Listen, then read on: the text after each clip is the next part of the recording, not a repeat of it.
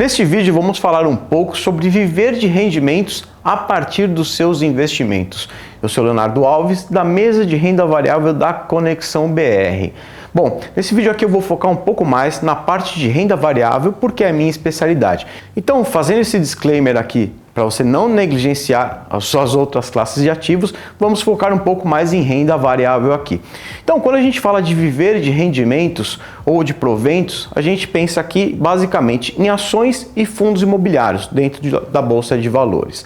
Quando você pensa em ações, você está no fundo, voltando ao básico ali do conceito, você está comprando uma participação de uma empresa. E aí você, como sócio dessa empresa, você passa a ter direito aos lucros dessa empresa.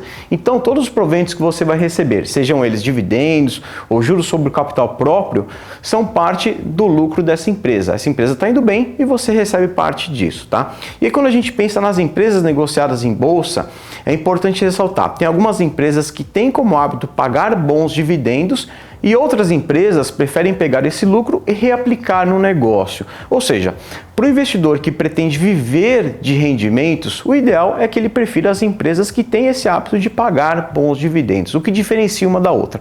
Algumas empresas acreditam que é melhor reinvestir no negócio, ou algumas empresas têm boas oportunidades de reinvestimento e reinveste para que o negócio cresça, a ação valorize e lá na frente o investidor tenha ganho. Agora, algumas empresas têm um negócio já mais consolidado, um negócio mais perene, ou não tem grandes oportunidades de reinvestimento. Essas empresas pagam melhores dividendos. Normalmente, as queridinhas da bolsa que pagam bons dividendos são empresas relacionadas ao setor elétrico. Quando a gente fala de energia elétrica, a gente tem basicamente três subsetores, que é o de geração, transmissão e distribuição. Nesses três, normalmente o de transmissão é o que costuma gerar os melhores rendimentos. Por quê? É um negócio perene, a empresa de transmissão ela precisa manter a rede dela de transmissão funcionando e ela não tem um investimento para aumentar o seu negócio, ela não tem um CAPEX aqui, como a gente fala.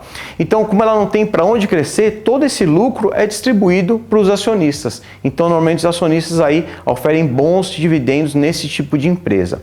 Aqui na XP a gente tem uma carteira recomendada de dividendos para você que não quer analisar empresa por empresa, acompanhar o negócio, não tem essa expertise ou não tem esse tempo, você pode utilizar a nossa carteira Top Dividendos, que está com um desempenho fantástico. Essa carteira hoje, para você ter uma ideia, 45% dela está focada em empresas de energia elétrica. Como eu falei, são empresas que historicamente pagam bons dividendos e o que a gente imagina é que vai continuar assim por muitos anos, porque energia elétrica sempre todo mundo vai precisar. A gente não vive hoje sem energia elétrica. Aliás, se a gente pega um imóvel mais antigo, você repara lá que não tem quase tomada na casa. Hoje em dia tem tomada para todo lado. O nosso consumo de energia elétrica aumenta a cada dia. Então essas empresas tendem a pagar bons dividendos durante muitos anos. Falando agora sobre fundos imobiliários, já é um outro tipo de investimento que você pode fazer que também tem boas perspectivas de rendimentos. Então, da mesma forma que quando você compra uma ação, você está comprando uma participação de uma empresa, uma participação em um negócio, quando você compra fundo imobiliário, você indiretamente está comprando uma parte de um imóvel ou uma parte de um direito sobre um imóvel, um direito de crédito daquele imóvel. Pela legislação brasileira, o gestor de um fundo imobiliário ele é obrigado a pagar a cada 6 meses 95% de todo o rendimento que tem naquele imóvel. Mas é de praxe aqui no Brasil que esses gestores paguem mensalmente. Então, quando você tem um fundo imobiliário, você vai receber mensalmente os rendimentos daqueles imóveis ou daqueles direitos sobre aqueles imóveis.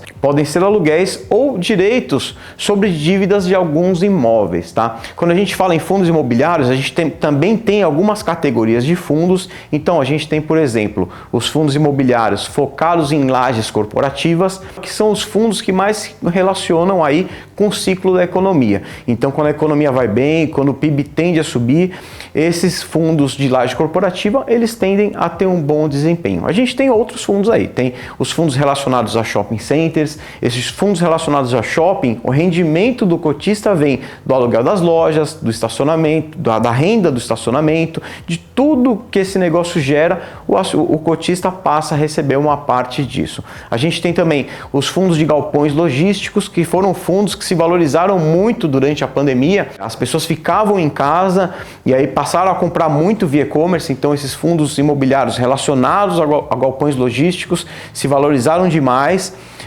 Outros fundos são também os de hotéis, de hospitais, que são menos famosos aí. E a gente tem também os fundos de papéis ou fundos de direitos creditórios.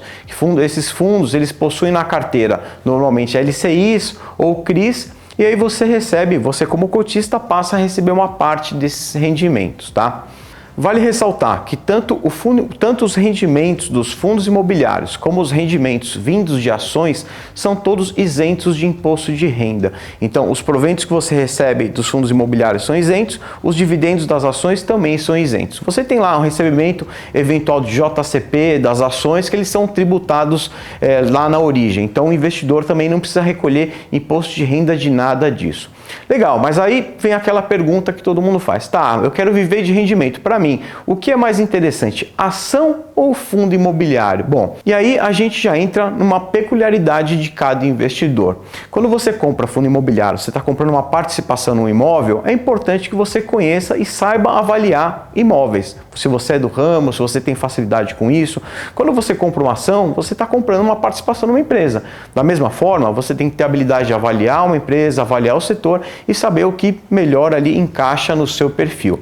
Agora você fala, poxa, eu não tenho tempo nem expertise. A gente tem também a carteira de fundos imobiliários aqui da XP, que a própria Research da XP faz esse acompanhamento e vai buscar os melhores ativos, tanto em valorização como em dividendos. Então, se você não tem tempo para ficar escolhendo, você pode falar com o seu assessor que ele vai ter aqui uma boa carteira focada em dividendos para ações ou focada em fundos imobiliários. As duas vão te dar um bom rendimento, uma boa diversificação aí ao longo do tempo. Bom, e se você gostou do nosso conteúdo aqui, já deixa o seu like, ativa o sininho aqui embaixo e compartilha com seus amigos que essa informação pode ser importante para mais alguém. Se você tem alguma sugestão de tema, alguma dúvida, alguma coisa, deixa aqui nos comentários que a gente grava um vídeo para você. Valeu!